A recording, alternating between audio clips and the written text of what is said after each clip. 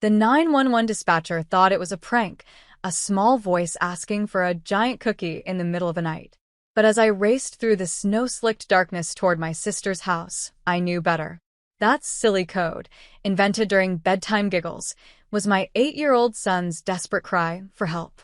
I'd left Kale with Corinne for just one night, ignoring the warning signs that had always been there, her too-perfect smile, her strange fascination with my child, the coldness she masked with efficiency. What I found behind her pristine front door would shatter everything I thought I knew about family, about safety, about the quiet dangers that hide in plain sight. They say a mother knows when her child is in trouble.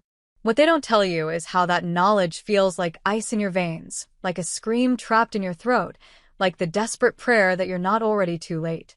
I never thought one night could change everything. Looking back, I can see all the warning signs I missed, the too bright smile, the eager nods, the way she stared at my son when she thought I wasn't looking.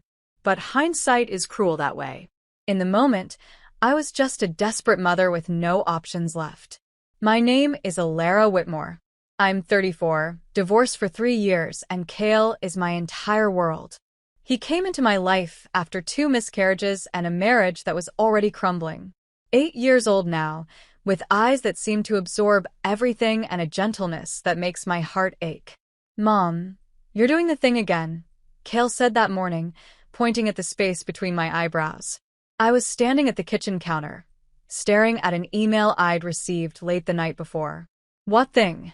I asked, smoothing my expression. The worry wrinkle. It looks like a little caterpillar trying to escape. He demonstrated by scrunching his own smooth forehead, making me laugh despite the knot in my stomach. "Sorry, buddy. Just some grown-up stuff." I closed my laptop, not wanting him to see the foreclosure notice. The property my father had left me, the one I'd been planning to sell to finally give us some financial breathing room, was about to be lost due to back taxes I hadn't known existed. "Is it about Dad?" Kale asked, his voice small. "No, nothing like that." I ruffled his dark hair. "So much like mine. Just paperwork I need to take care of before Christmas." Kale nodded, accepting this with the pragmatism that sometimes made him seem older than 8. "Can we still make cookies tonight?" "Absolutely. Giant cookies, remember?" It was our thing. Oversized chocolate chip cookies we'd started making after my ex left. On particularly bad nights when neither of us could sleep, we'd bake them at midnight and eat them warm. "Giant cookies," Kale grinned, making his hands into circles the size of dinner plates. "The best kind." It had become our little code over the past year. Whenever Kale felt uncomfortable somewhere, at a birthday party, at his father's new girlfriend's house, he'd text me "giant cookie," and I know he needed an escape. I'd call with a sudden emergency and bring him home. We'd never actually needed it for anything serious, but it made him feel safer, having a secret signal. I'd had no idea how much we'd need that code by the end of the day. The email was clear. I had to appear in person at the county office with documentation before it closed for the holiday break. Today was the last day, and the office was 3 hours away. I called everyone I could think of. Kale's after-school program was closed for the holidays, my usual sitter was visiting family, and my one close friend in town was down with the flu.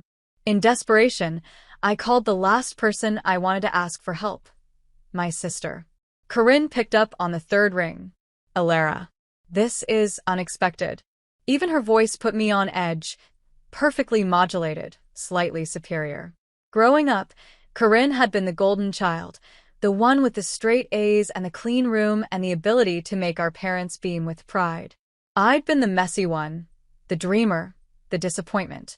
We'd grown further apart after our parents died, me at 26 with a newborn, her at 29 with a nursing degree, and a life that never seemed to include family. "I know, and I'm sorry to bother you, but I'm in a bind." I explained the situation, hating the desperation in my voice. There was a pause then. "You need me to watch Kale?" "Just overnight. I'll drive back first thing in the morning." Another pause. "I'd be happy to help." The ease of her agreement surprised me. Corinne had never shown much interest in being an aunt. She sent gifts on birthdays and Christmas, usually books, complex puzzles, things that felt more like intelligence tests than toys, but rarely spent time with him. Really? I couldn't keep the surprise from my voice. Of course. He's my nephew. Her tone softened slightly. Besides, it's Christmas Eve. Family should help family. Relief flooded through me, followed quickly by uncertainty. But what choice did I have? The roads were already slick with the first snow of the season, and I needed to leave immediately to make it before the office closed. Cale? I called, finding him in his room arranging his collection of minerals. How would you feel about staying with Aunt Corinne tonight while I take care of some business? He looked up, considering. Aunt Corinne with the cool rocks. I nodded. Corinne had given him a geode set for his last birthday that had sparked a minor obsession. She's okay, he said with a shrug. She talks to me like I'm not a baby. Coming from Cale, this was high praise. Within an hour, we were standing on Corinne's porch, overnight bag in hand. Her colonial house was picture-perfect, with tasteful Christmas lights outlining the eaves and a wreath on the door. Nothing excessive, nothing out of place. Just like her. The door opened before I could knock. You made it, Corinne said, her smile bright, too bright. She was dressed in a cream sweater and dark jeans, her blonde hair pulled back in a neat ponytail. Everything about her was controlled, precise. Thanks again for doing this, I said as we stepped inside. The house smelled of cinnamon and pine, almost aggressively festive. I'm excited, she said, her eyes fixed on Cale. We'll have a wonderful time. Cale gave her a small smile, clutching his backpack. I brought my new rock book. Perfect. I have some specimens upstairs you haven't seen yet. She led us into her immaculate living room. I've set up the guest room for you, Cale. I hope you like blue. As she showed us around, I noticed how each room felt staged rather than lived in, like a model home, not somewhere with history or warmth. She'd been living here for 5 years, but there were few personal touches beyond carefully framed degrees and certificates. The weather report says the snow might get worse overnight, Corinne mentioned as we stood in the kitchen. You should get going if you want to make it there before dark. She was right, but something made me hesitate. Cale, are you sure you're okay with this? He nodded, already exploring a cabinet of minerals Corinne had opened for him. These are calcite formations, he said, pointing. That's right. Corinne smiled, a hint of genuine warmth breaking through. You've been studying. I knelt to give Cale a hug. I'll be back tomorrow, first thing. You call me if you need anything, okay? He hugged me back, then whispered in my ear with a little smirk, Don't forget the cookie. I smiled, thinking he was just being silly. Love you, buddy. Love you too, he said, already turning back to the mineral display. At the door, Corinne caught my arm. He'll be fine, Alara. I'm perfectly capable of looking after a child for one night. There was an edge to her voice that made me bristle. I know that. You just worry too much. She softened the criticism with a smile. It's only natural. But he's safe with me. I nodded, pushing down the unease.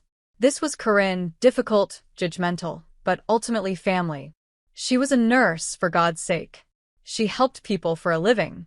I'll text when I get there, I said, stepping out into the cold. Drive safely.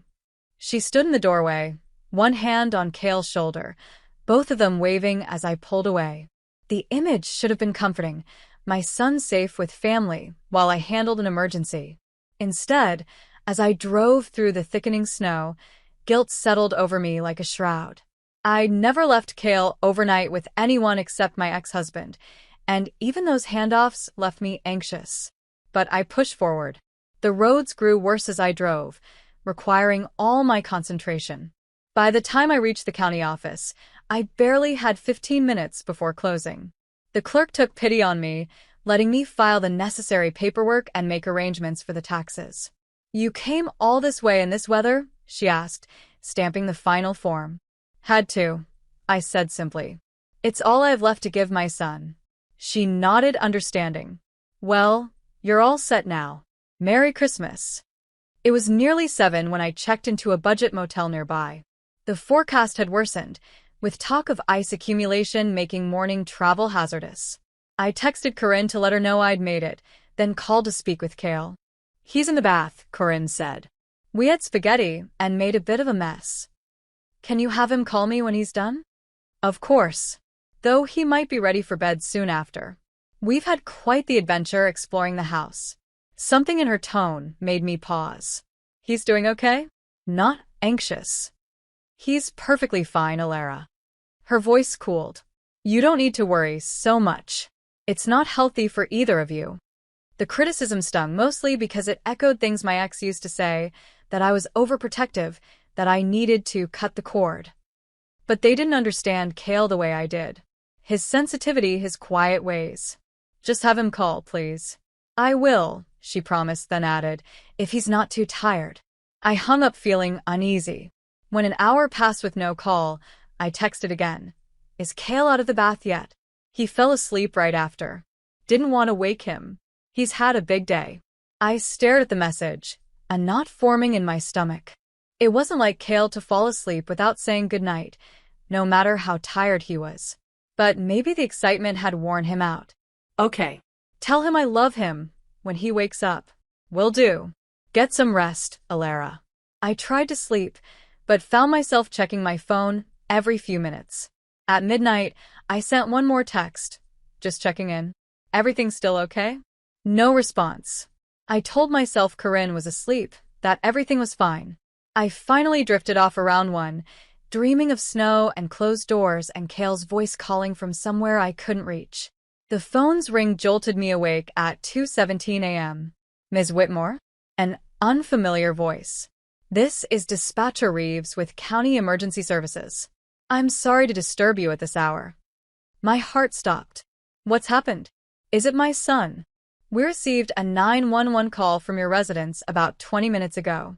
The caller identified himself as Cale Whitmore, age 8. I was already out of bed, fumbling for my clothes. Is he hurt? What did he say? That's why I'm calling, ma'am. The message was unusual.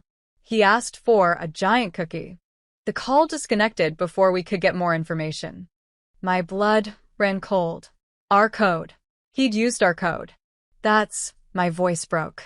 That's our code. It means he needs help. He needs to be picked up immediately. The dispatcher's tone shifted. I see. We did send officers to the address, but they reported everything appeared normal. Your sister said he was asleep and must have been playing with the phone earlier. No. The word came out sharp, certain. He wouldn't do that. If he called and used that phrase, something's wrong. Ma'am, I understand your concern, but our officers did check. Did they see him? Did they actually see my son? A pause. According to the report, they observed a child sleeping in bed. Your sister didn't want to wake him. That's not. I took a deep breath, trying to stay calm. Please send someone back. Tell them they need to wake him up, to speak to him directly. Please. I could hear typing in the background. I'll send another unit with this information. In the meantime, I'm on my way. I was already fully dressed, grabbing my keys.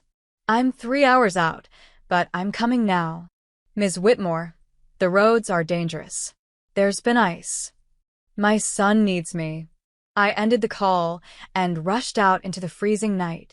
The drive was a nightmare. Dark roads slick with black ice, visibility reduced by fog and occasional snow flurries. I white-knuckled the steering wheel, my mind racing with worst-case scenarios. Had Corinne heard him? Was he sick? Was someone else in the house? Halfway there, the dispatcher called back. Officers returned to the residence, she said, her voice careful. Your sister initially refused to wake the child, saying he was on cold medication and needed rest. When they insisted on confirming his welfare, she said she would call you herself. Did they see him? Did they talk to him? A hesitation. They reported seeing what appeared to be a child under blankets in the guest bedroom. Your sister said she would handle it from here. That's not good enough. I was shouting now, fear making my voice raw. They need to actually speak to him. Ma'am, without clear evidence of danger, they can't force entry or... He called 911. With our emergency code. What more do you need? We're taking this seriously, the dispatcher assured me. Another unit is on standby. How far out are you? About an hour if the roads hold. Drive safely. We'll stay in contact. The last hour of the journey was the longest of my life. Every curve in the road, every patch of ice felt like an obstacle between me and my son. I kept my phone on speaker, waiting for updates that didn't come. It was 2:30 a.m. when I finally pulled into Corinne's driveway. The house was dark except for a single light in the front window. I didn't bother knocking, using the spare key Corinne had given me earlier. "Corinne," I called as I burst through the door. "Kale." Corinne appeared at the top of the stairs, wearing a silk robe, her hair perfectly smooth despite the hour. Her face showed surprise, then shifted into a smile. "Alara, "What are you doing here? Is everything okay?" "Where's Kale?" I demanded, already moving toward the stairs. She blocked my path, her smile never wavering. "He's asleep, of course." "What's happened?" "He called 911. He asked for a giant cookie." My voice was shaking. "You know what that means." Corinne's expression didn't change, but something flickered in her eyes. "Oh, that." "He was playing with my phone earlier. I caught him and took it away." Kids say the strangest things. "I need to see him." "Now." She sighed, as if I was being unreasonable. "You're overreacting. He's fine." I pushed past her, taking the stairs two at a time. "Kale, Mommy's here." "Alara, stop. You'll wake him." Corinne followed close behind. The guest room door was closed. I flung it open, flipping on the light. "Kale." The bed was neatly made, with a small lump under the blankets. Relief flooded me for half a second, until I noticed the stillness. Kale was a restless sleeper, always had been. "See?" "He's fine." Corinne stood in the doorway, arms crossed. "You drove all this way for nothing." I approached the bed slowly, my heart pounding. "Kale? Buddy, it's Mom." No movement, no sound of breathing. I yanked back the covers. Pillows. 2 pillows arranged to look like a small body. The room tilted around me. "Where is he?" My voice was barely a whisper. Corinne froze, her face draining of color. He was just here. I checked on him an hour ago." I whirled to face her. "Where is my son?" She backed up a step, her composure cracking. "He said he wanted some air. He was feeling too warm. I let him go out on the back porch. It's 10 degrees outside." I pushed past her again, racing down the stairs. "Kale. Kale." The back door was unlocked. I burst onto the porch, but it was empty, a thin layer of undisturbed snow covering everything. "He's not here," I said, turning back to Corinne, who stood in the doorway. "You're lying to me. Where is he?" "I'm not." She stopped, her eyes darting toward the side of the house. "Maybe he went to the yard. He was curious about the shed earlier." I didn't wait for her to finish, running around the side of the house, screaming Kale's name into the darkness. The gate to the backyard was indeed unlocked, swinging slightly in the wind. Corinne followed, her slippers getting soaked in the snow. "He has to be here somewhere. He wouldn't just wander off." "His coat." I suddenly realized. "Where's his coat?" "His shoes?"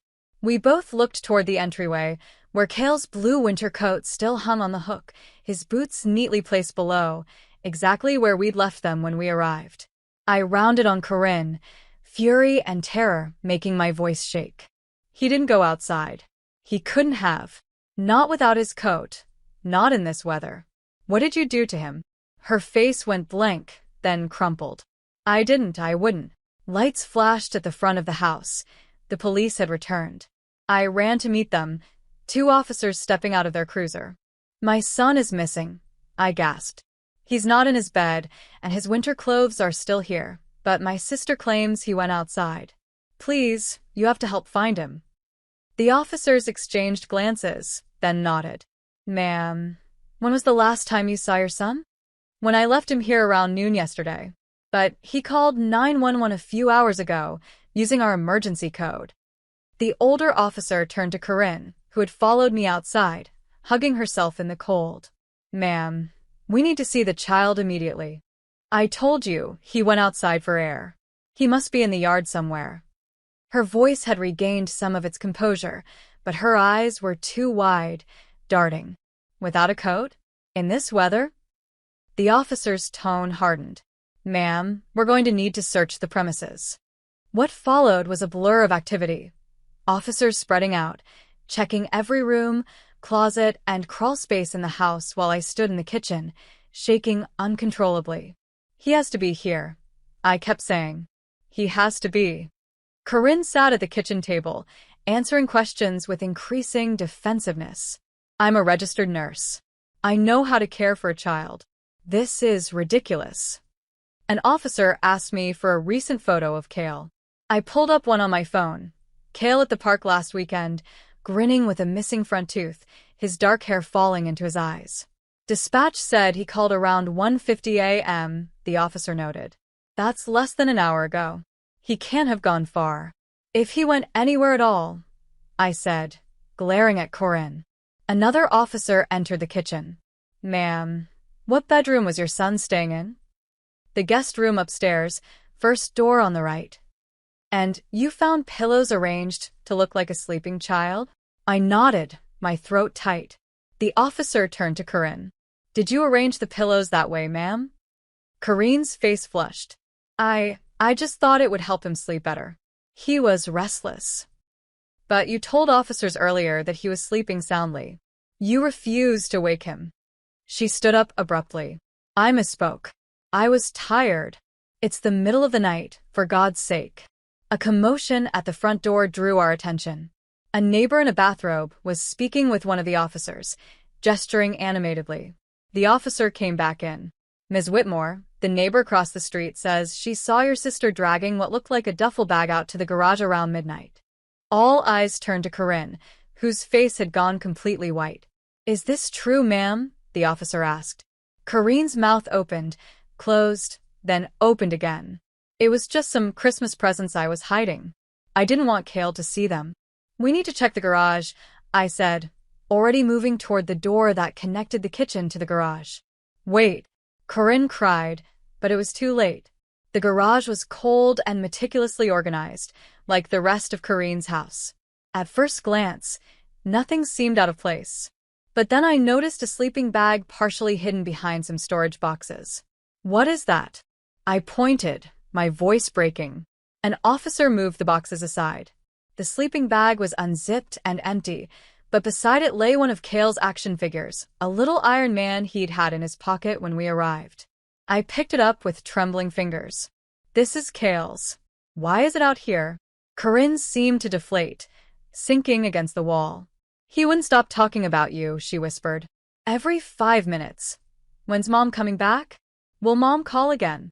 I needed some quiet. The room went deadly silent. What did you do? I asked, my voice barely audible. I didn't hurt him, Corinne said quickly. I would never hurt him. I gave him something to help him sleep. Just a mild sedative. Just to calm him down. You drugged my son? I lunged toward her, but an officer caught my arm. I'm a nurse, she said defensively. I know the proper dosage. It was safe. I put him out here for just an hour while I took a bath. I was going to bring him back in, but I fell asleep. When the police came the first time, I panicked. You left him in a freezing garage? My voice rose to a scream.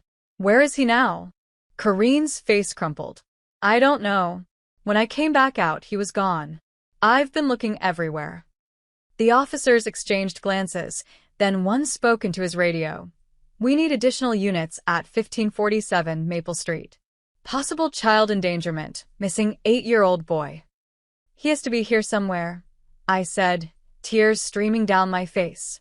He has to be. The search intensified, with officers checking every possible hiding place, under beds, in cabinets, behind furniture. I followed them, calling Cale's name until my voice grew hoarse.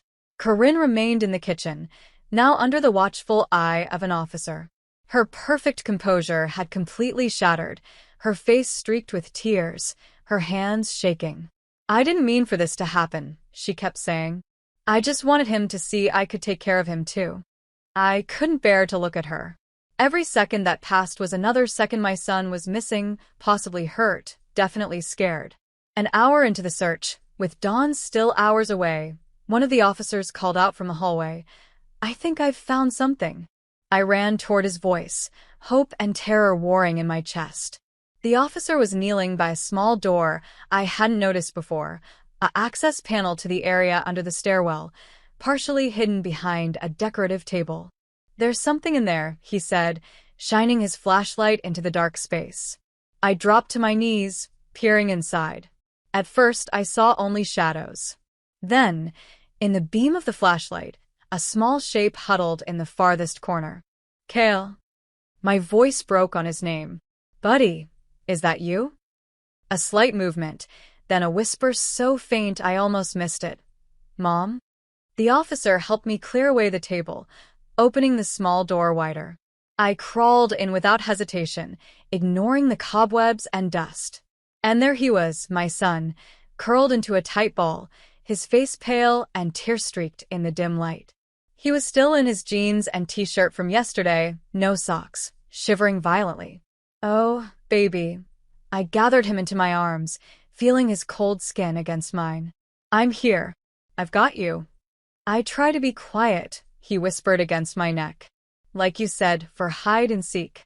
But I got so cold. I carried him out, his body frighteningly light in my arms. The officers immediately wrapped him in emergency blankets, checking his vitals. "He's dehydrated and showing signs of mild hypothermia," one said, already on the radio calling for an ambulance. "But his pulse is strong." Cale clung to me, his fingers digging into my arms. "I asked for a cookie," he said, his voice small and confused. "On the phone. But nobody brought one." "I know, baby.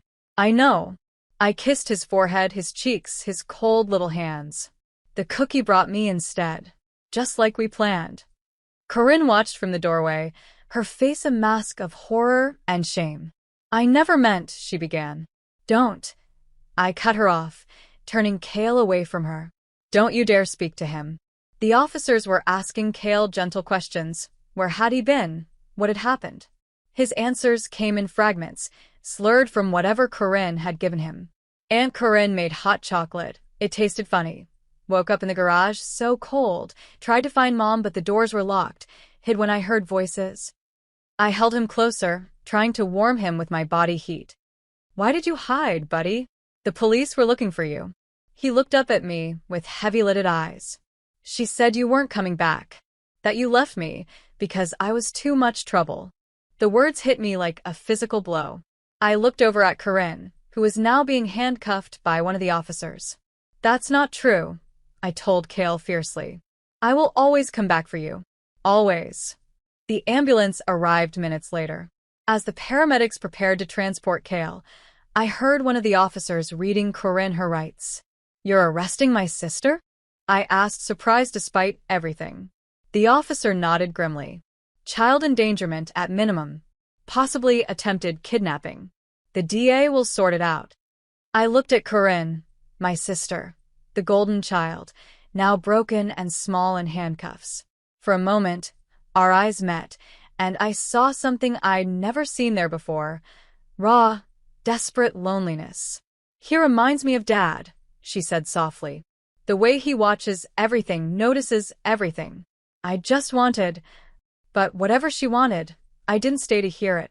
My place was with my son, in the ambulance racing toward the hospital, holding his hand as his eyelids fluttered closed again. "Stay with me, buddy," I whispered, as the sirens wailed through the night. "Just stay with me." The hospital corridor seemed to stretch endlessly, its walls too white, the fluorescent lights too harsh. I hadn't left Cale's side since we arrived, my hand constantly touching him, his arm, his hair, his small fingers, as if to reassure myself he was really there. The doctors had treated him for mild hypothermia and dehydration, hooking him up to Infor that made his thin arm look even smaller. "Ms. Whitmore?" A doctor with kind eyes and gray at her temples approached, clipboard in hand. "Cale is stable. The sedative is working its way out of his system, but we'd like to keep him overnight for observation." "What did she give him?" My voice sounded strange in my own ears, hollow with exhaustion and anger. The doctor hesitated. "Based on the blood work, it appears to be a benzodiazepine, likely lorazepam." It's commonly prescribed for anxiety. She drugged my 8-year-old son with a tranquilizer. The words felt like stones in my mouth. It was a relatively low dose, but still concerning for a child his size. She paused. The police will want that information for their report. I nodded, numb. Outside the window, dawn was finally breaking, pale winter light creeping across the parking lot. Christmas morning. The thought made me want to scream. A small movement from the bed caught my attention. Cale's eyelids fluttered, then opened. He looked disoriented for a moment, his gaze darting around the unfamiliar room before finding me. Mom. His voice was raspy, barely a whisper. I'm right here, buddy. I leaned closer, smoothing his hair back from his forehead. You're okay. You're safe now. His eyes filled with tears. I tried to be brave. You are more than brave, I said, my own eyes welling up. You are incredible. You remembered our code and everything. He gave a small, tired nod. The giant cookie. That's right. And it worked perfectly. He was quiet for a moment, his eyes drifting to the four in his arm, then back to my face. Aunt Corinne said things. My heart clenched. What kind of things? She said if you had your life together, you wouldn't have left me. His voice was small, uncertain. Is that true? No. The word came out fierce, immediate. That is absolutely not true. I left you because I had no other choice, and I came back the second I knew you needed me. I will always come back for you, Cale. Always. He seemed to consider this, his expression too serious for a child his age. She was different after you left. Not like when she visits normally. Different how? He frowned, searching for words. Like she was wearing a mask before, and then she took it off. A chill ran through me. I thought of all the times Corinne had visited, how she'd always been proper but distant with Cale. Had she been hiding this, whatever this was all along? Did she? I swallowed hard. Did she hurt you, buddy? He shook his head. Not like hitting. She just said mean things. And the hot chocolate made me sleepy. His eyes grew fearful. When I woke up in the garage, it was so dark. I called for her, but she didn't come. I held his hand tighter, pushing down the rage that threatened to consume me. I'm so sorry, Cale. So sorry you were scared. I tried to get back inside, but the door was locked. His voice caught. So I hid. I remembered our game. Be so quiet no one can find you. You did exactly the right thing, I assured him, though inside I was breaking. My child, hiding in terror, thinking it was a game we'd played. A knock at the door interrupted us. Detective Lisa Warren from the local police stood in the doorway, her expression gentle but professional. Ms. Whitmore, we need to speak with you. And if Cale is feeling up to it, we'd like to ask him a few questions too. I looked down at Cale, who had tensed at the sight of the officer. It's okay, buddy. This is Detective Warren. She's here to help. The detective pulled up a chair beside the bed, keeping her movements slow and calm. Hey there, Cale. I heard you were really brave last night. Cale didn't respond, just watched her with wary eyes. Can you tell me what happened at your aunt's house? She asked gently. Over the next half hour, Cale shared his fragmented memories, the hot chocolate that tasted funny, waking up cold and confused in the garage, trying to find a phone to call me, hiding when he heard Corinne searching for him. I found Aunt Corinne's phone in the kitchen, he explained, his voice steadier now. I remembered our code. Giant cookie means come get me. That was very smart, Detective Warren said. She turned to me. We've been questioning your sister, Ms. Whitmore. I tensed. And she's been inconsistent. First, she claimed Cale wandered off, then that she'd merely stepped out for a moment and he disappeared. It wasn't until we confronted her with evidence that she admitted to sedating him. Evidence. We found the medication in her purse and residue in a mug in the sink. She had a prescription for lorazepam in her name. The detective's expression was grim. She's maintained that she never intended to harm him, just to calm him down because he was hysterical about you leaving. That's not true, Cale said suddenly, his voice stronger than it had been. I wasn't crying. I just kept asking when Mom was coming back and she got mad. Detective Warren nodded, making a note. Thank you, Cale. That helps us understand better. What happens now? I asked, dreading the answer. As furious as I was with Corinne, the thought of my sister in jail felt surreal. She's being held on charges of child endangerment and reckless conduct. The DA will determine if additional charges are warranted. She paused. Would it be all right if I speak with you privately for a moment, Ms. Whitmore? I hesitated, looking at Cale. It's okay, Mom, he said, surprising me with his perceptiveness. I'm just going to close my eyes for a minute. I followed Detective Warren into the hallway, my legs unsteady beneath me. Your sister is asking to speak with you, she said without preamble. No. I responded immediately. Absolutely not. I understand. But there's something you should know. She lowered her voice. When we searched her house more thoroughly, we found concerning items. A small suitcase packed with children's clothes, new ones, not Cale's. A folder with information about schools in another state. And a sedative dosing chart with a child's weight noted. My blood ran cold. You think she was planning to take him? We can't say for certain, but the evidence suggests she may have been preparing for something more than just an overnight visit.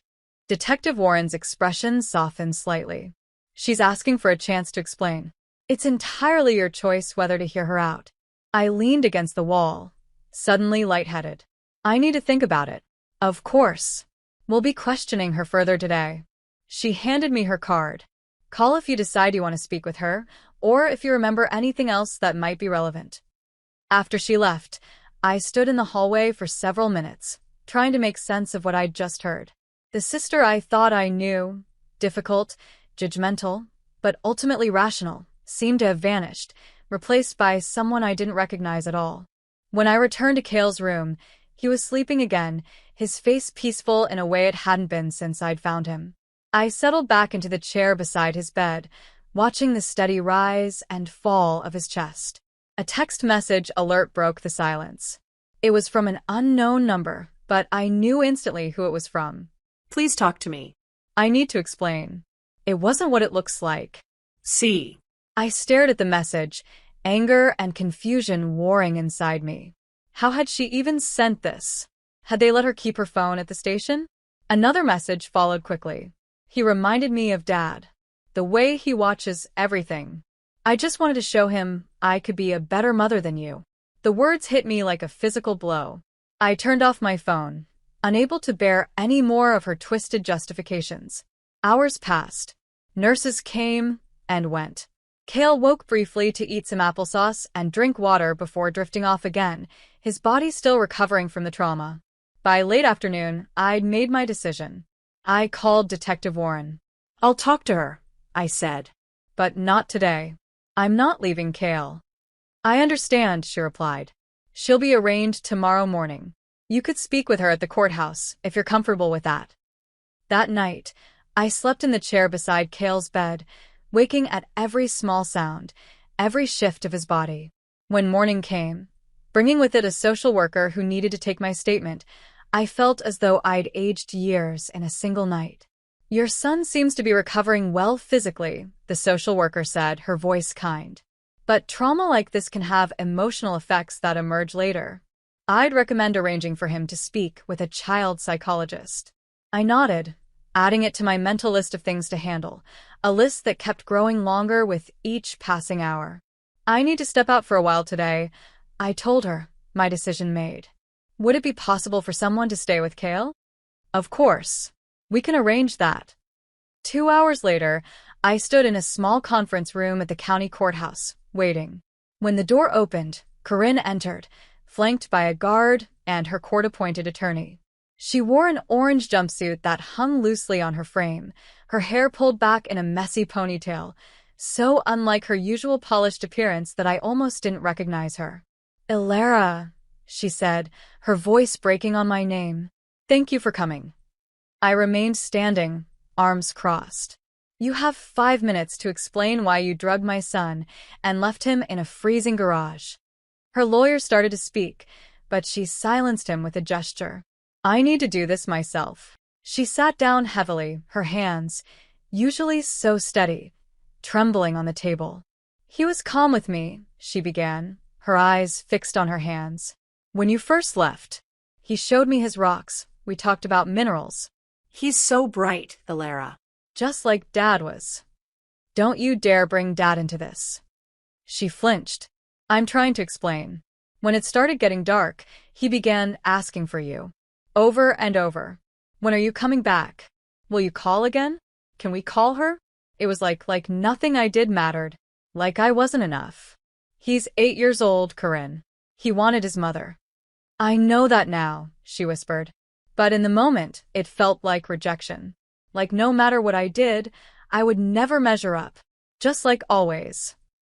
So, you drugged him? Because your feelings were hurt. She shook her head, tears spilling down her cheeks.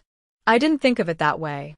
I told myself I was helping him, that he needed to calm down, to rest, that I knew better because I'm a nurse. She looked up at me, her eyes red-rimmed. I was wrong. So terribly wrong. And the garage? Why put him out there? I just needed some space. Some quiet.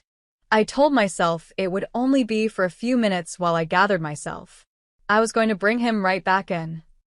Her voice broke. But then I took a bath and I fell asleep, and when the police came the first time, I panicked. I put the pillows in his bed and pretended he was there. By the time I went back out to get him, he was gone. You ruined everything and still got the one thing I wanted. I repeated her words from the hospital. What did you mean by that? Corinne's face crumpled. You know what I meant. You've always known. I can't have children, Alara. I found out years ago. And you who never planned anything, who always just floated through life, you got Kale. This brilliant, beautiful child who looks at you like you hung the moon. So this was, what? Jealousy. It was madness, she admitted, her voice barely audible. I convinced myself I could show him, show you both, that I could be a better mother. That I could give him structure, education, all the things I thought you couldn't. The suitcase, I said, watching her face. The school information. You were going to take him, weren't you? She didn't answer directly, but her silence was confirmation enough. He reminded me of Dad, she said instead. The quiet way he observes everything. His curiosity. I thought maybe. She trailed off, then gathered herself. It stung, seeing how close you two are. I've never had that with anyone. I stared at her. This sister I'd grown up with but apparently never truly known. That doesn't excuse what you did. I know. She wiped her tears with the back of her hand. I'm not asking for forgiveness, Alara. I just wanted you to understand. I'm broken inside, in ways I've never let anyone see. Not even myself until now. The guard signaled that our time was nearly up. You need help, Corinne, I said, standing. Serious help. I know, she repeated, not meeting my eyes. For what it's worth, I'm glad he's okay. I never wanted to hurt him. I just wanted. She shook her head, unable to finish. As I turned to leave, she called after me. Alara? He'll forget, won't he? They always do. He's too young to remember this. I paused in the doorway, looking back at her. No, Corinne. He won't forget. And neither will I. The weeks that followed passed in a blur of police statements, hospital follow-ups, and sleepless nights. Kale was released from the hospital the day after Christmas, and we went home to our little apartment, where the half-decorated tree and wrapped presents felt like artifacts from another life. Corinne was charged with misdemeanor child endangerment and reckless conduct. Her nursing license was suspended pending investigation. She avoided jail time, instead receiving probation and a mandatory psychiatric evaluation. The judge also issued a restraining order preventing her from contacting either of us. It doesn't seem like enough, I told Detective Warren after the sentencing. It rarely does, she replied.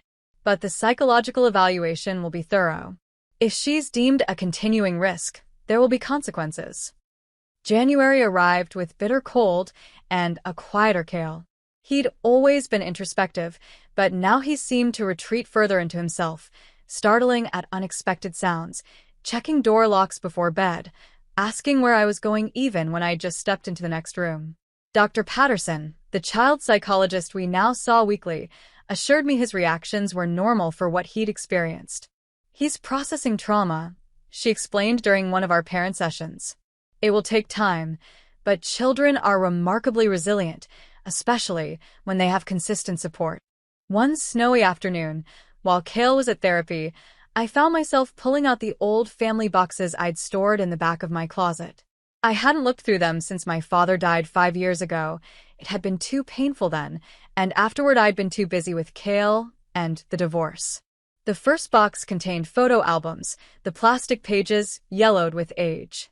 There was Corinne at 6, already posed perfectly for the camera, her school uniform immaculate. Me at 4, wild-haired and grinning with a missing tooth. Our parents standing stiffly on either side of us in front of a Christmas tree. The second box held papers, old report cards, Corinne's flawless, mine decidedly not, greeting cards, newspaper clippings of local events.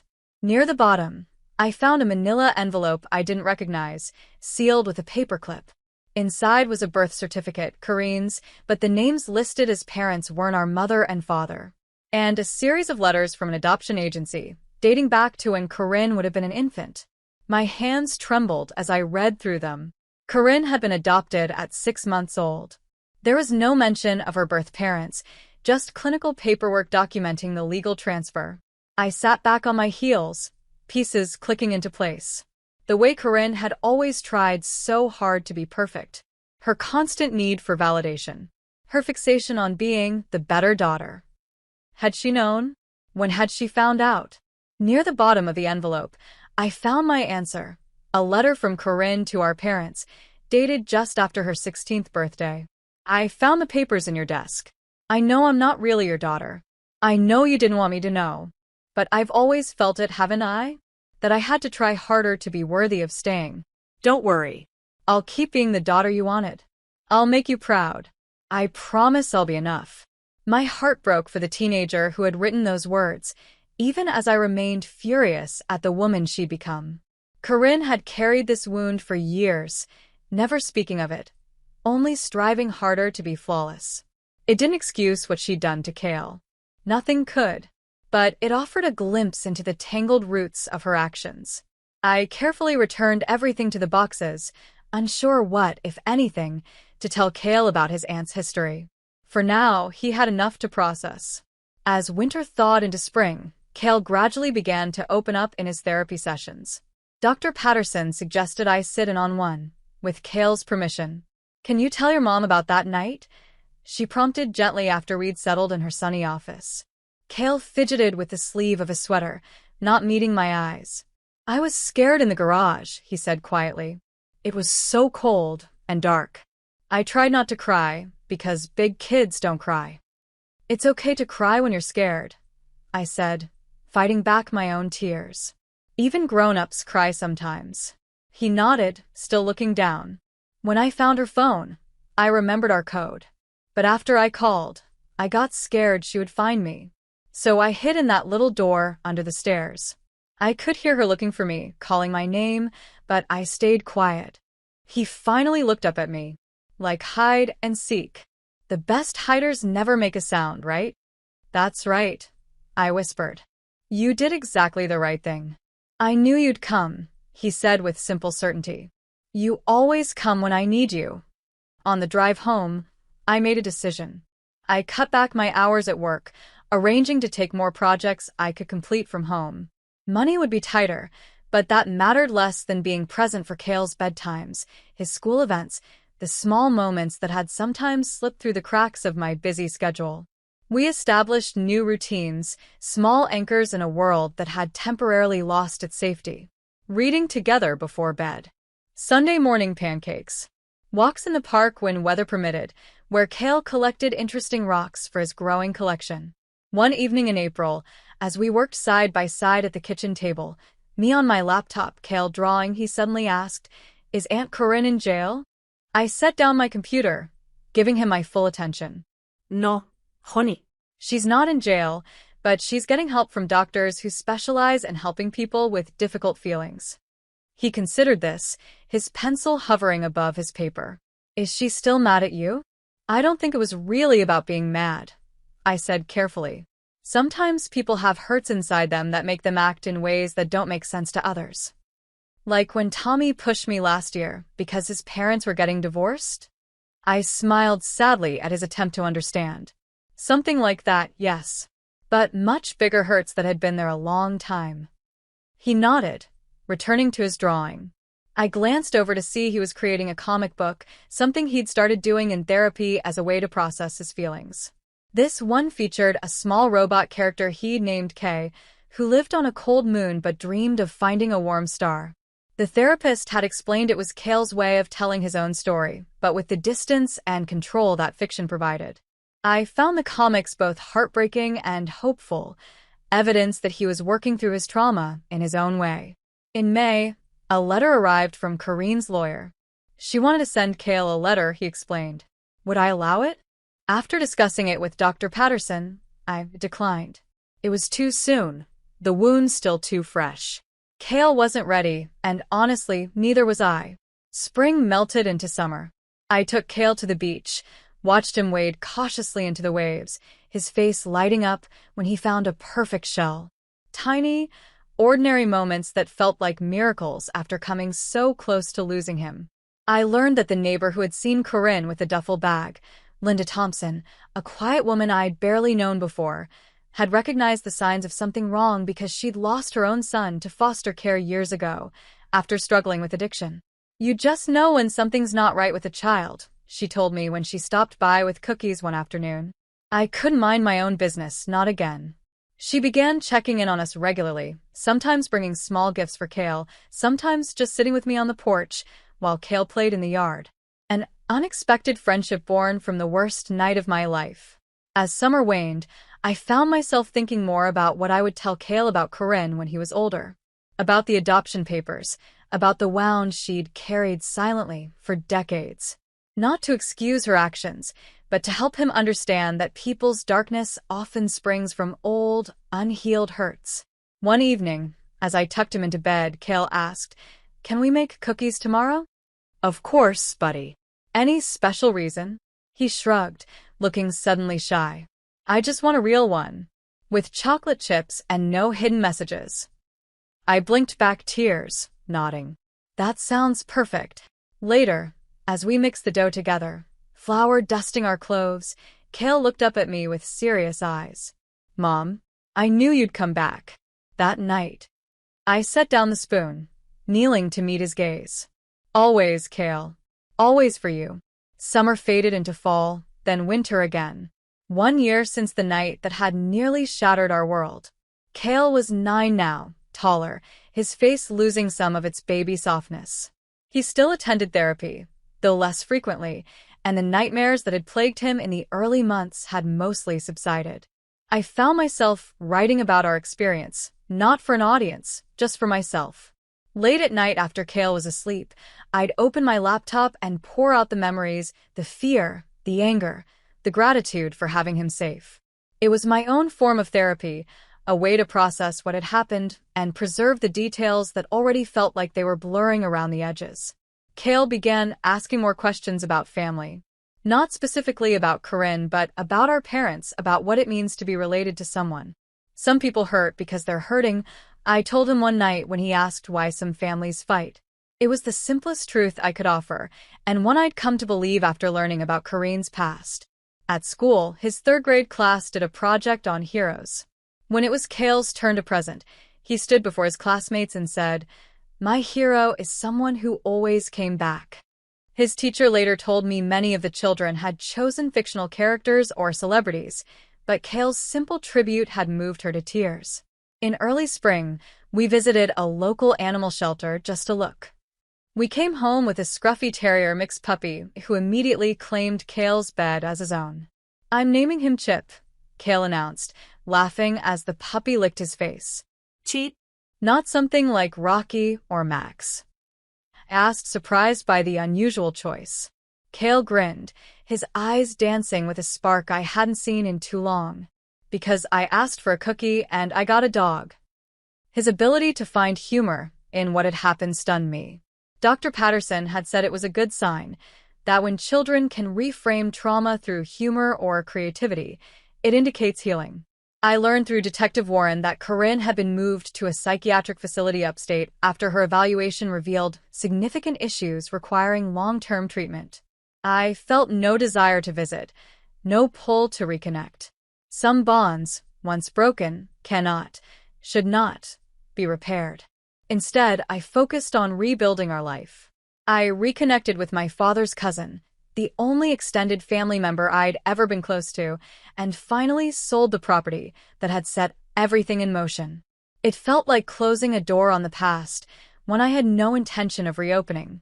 On Cale's 9th birthday in October, he handed me a card he'd made himself, decorated with careful drawings of stars and planets, his latest interest after rocks and minerals. Inside, he'd written in his best handwriting, "Mom, thanks for not being perfect, just being you." I hugged him close, wondering at the wisdom of children, their capacity to see what adults often miss. That night, after he'd gone to bed, I found myself rereading the 911 transcript I'd requested months ago. Just one line from my son in the dark. "Can I get a giant cookie?" The operator had chuckled, thinking it was a prank, but something, intuition, training, luck, had made them dispatch officers anyway. I tucked the paper away in a drawer, a reminder of how close we'd come to a different ending and of the small, silly code that had potentially saved his life. The memory would always be there, but I was learning to lock it away without letting it define us.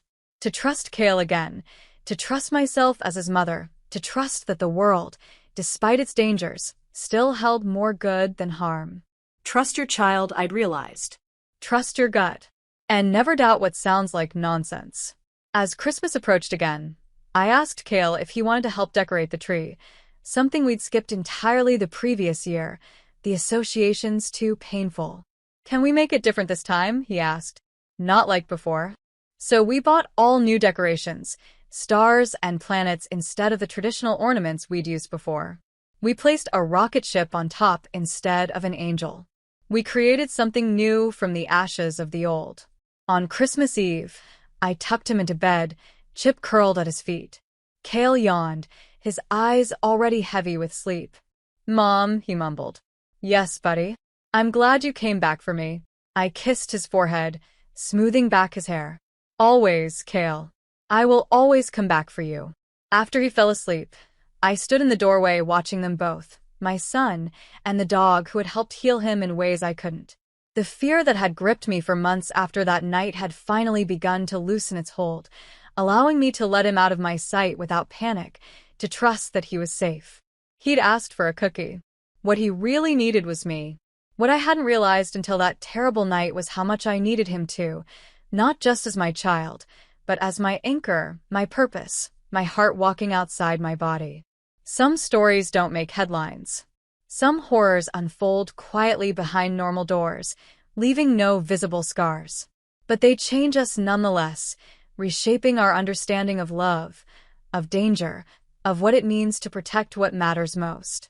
As I turned off the hall light, leaving just the glow of his planet nightlight spinning slowly on the ceiling, I whispered a thank you to whatever force had carried his small voice through the darkness that night, bringing me back to him just in time. We had survived. We were healing. And the code that had once meant fear now reminded us both of the unbreakable bond between us, a promise that no matter what, I would always find my way back to him. He asked for a cookie. What he really needed was me. What would you do if the one place your child should be safe became their prison? If this story chilled you to the bone, hit that like button and subscribe for more tales where ordinary moments turn extraordinary, because the scariest stories aren't about monsters under the bed, but the demons hiding behind familiar faces.